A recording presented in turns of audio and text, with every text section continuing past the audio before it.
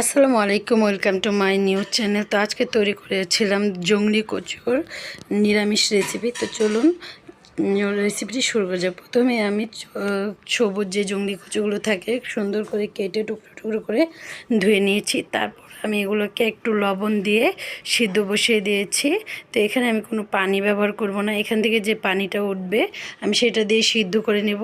তারপর এটা সিদ্ধ হয়ে গেলে যে পানিটা থাকবে সেটাকে আমি একটা ছাঁকনির সাহায্যে ছেঁকে নেব। তো ছাঁকা হয়ে গেলে এখানে আমি পেঁয়াজ, কাঁচামরিচ, রসুন, শুকনো মরিচ এগুলো সব নিয়েছি। তো তারপরে আমি শুকনো মরিচগুলোকে আগে ভেজে নেব। ভেজে নিয়ে আমি তুলে একটা বাটিতে ভেঙে রেখে দেব। তারপরে দিয়ে দেব আমি রসুন। তো রসুন দিয়ে আমি খুব ভালো মতো একটু ভাজা ভাজা হয়ে আসলে আমি এখানে পেঁয়াজ, কাঁচামরিচটাও দিয়ে দেব। পেঁয়াজ, কাঁচামরিচটা দিয়ে আমি খুব ভালো করে এটাকে লাল লাল করে ভেজে নেব।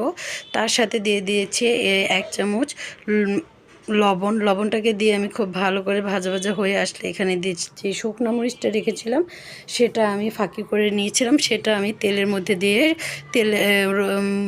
পেঁয়াজের সাথে খুব ভালো করে মিশিয়ে নেব। মিশানো হয়ে গেলে এখানে আমি 1/2 চামচের মতো দিয়ে দেব শুকনো মরিচের ফাঁকি। তারপর দিয়ে দেব একটু পানিটা দিয়ে আমি খুব ভালো করে মতো কষিয়ে নেব। যেহেতু এটা আমি নিরামিষ রান্না করব, এখানে আমি কোনো মাছ টাছ কিছু দেব না। আপনারা চাইলে মাছও দিতে পারেন, চিংড়ি মাছটা ব্যবহার করতে পারেন, ইলিশ মাছটা ব্যবহার করতে পারেন। তো আমি এটাকে খুব ভালো মতো মিশিয়ে নেব। মিশানো হয়ে গেলে আমি এটাকে খুব ভালো করে ভাজা ভাজা করে নেব। তারপরে এখানে আমি দিয়ে দিয়েছি একটু চিনি আর দিয়ে দিয়েছি একটু কাঁচা রসুন দিয়ে আমি খুব ভালো মতো আবারও ভাজা ভাজা করে নেব। এটা খুব সময় নিয়ে ভালো করে ভাজা ভাজা করে নেবেন। শেষে আমি দিয়ে দেব এখানে একটু সরিষার তেলটা দিয়ে আমি খুব ভালো করে মিশিয়ে নেব। মিশিয়ে নিয়ে আমি এটাকে নামিয়ে নেব। এই তো আমার হয়ে গেল খুব মজাদার গলায় ধরা ছাড়া কচু রেসিপি। যদি ভালো লাগে সাবস্ক্রাইব করে পাশে